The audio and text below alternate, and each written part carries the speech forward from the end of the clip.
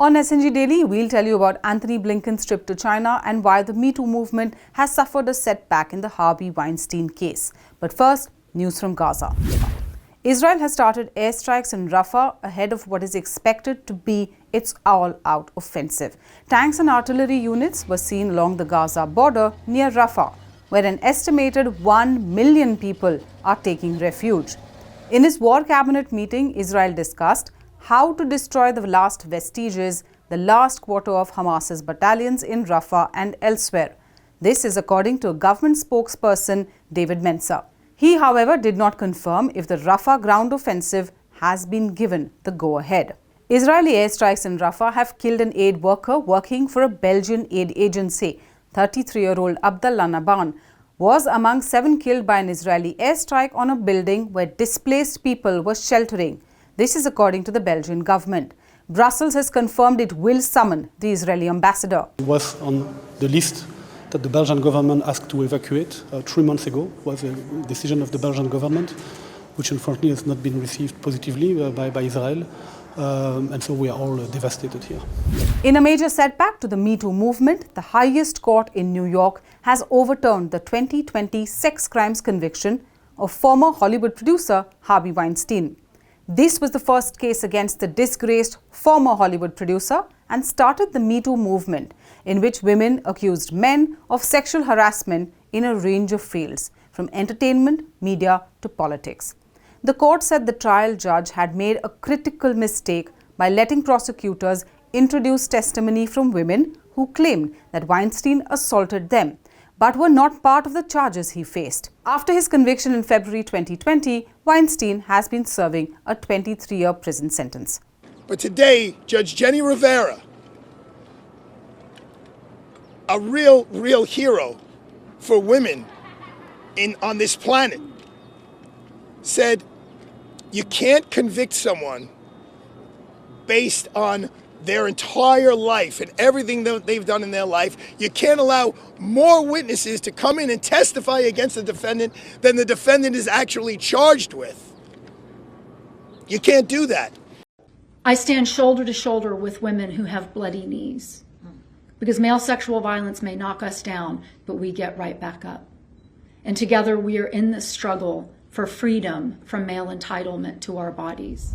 On a visit that was meant to resolve trade and policy disputes between Beijing and Washington, Chinese Foreign Minister Wang Yi told Antony Blinken America is suppressing China's development. He also said the US must not cross certain red lines, in an apparent reference to Taiwan and the disputes in the South China Sea. On the US agenda is signaling to China that Washington is prepared to act against Chinese companies that are supporting Russia. The question of curbing supplies of fentanyl into the US is also crucial for the United States. Hours before Blinken landed in China on Wednesday, Biden signed a bipartisan bill that included $8 billion to counter China's military might, as well as billions in defense aid for Taiwan and $61 billion for Ukraine. The disputed South China Sea also remains a flashpoint. The University of Southern California has said it cannot host its main graduation ceremony scheduled for May 10 due to security concerns. 90 students were arrested in protests held here.